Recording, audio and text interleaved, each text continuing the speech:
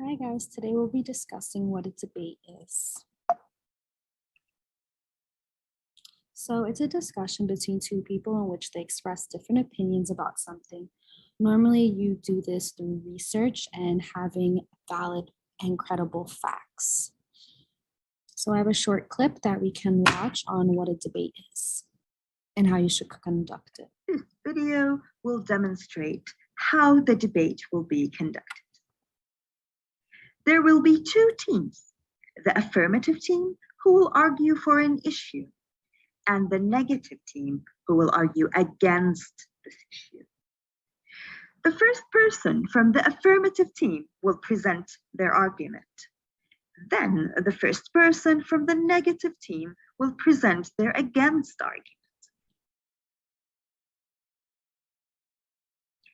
Now it's the turn of the second person who will have 5 minutes to defend the argument of their team by presenting information and facts. The second person from the negative team will also have 5 minutes to defend the against argument of their team.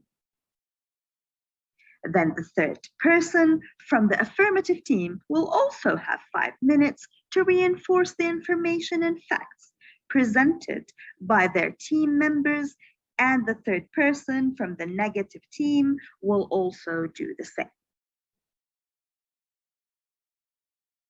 Both teams will have 10 minutes to discuss how to respond to the argument of the other team in the rebuttal.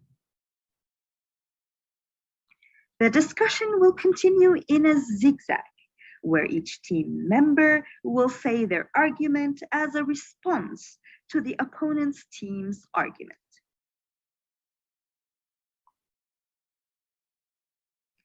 Finally, the team leader will present the final argument.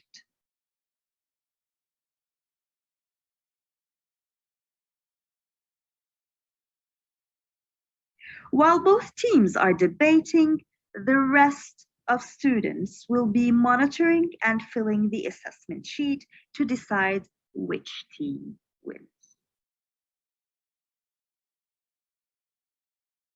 So how do we execute a debate?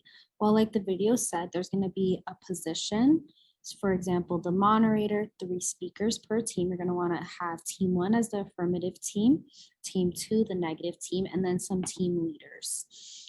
There's going to be about 1 to 3 judges. The components include an introduction of the moderator, opening presentations, an intermission, rebuttal, final argument, and the judges' feedback. So some preparation, you can use your electronic devices to find supporting facts. You can use the King Library. They have a database there that you can find articles that are credible.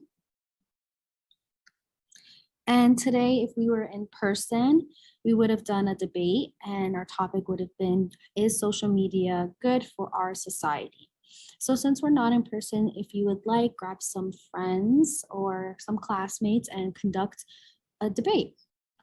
Find some articles, you can use the King Library, you can use Google Scholar, and start debating.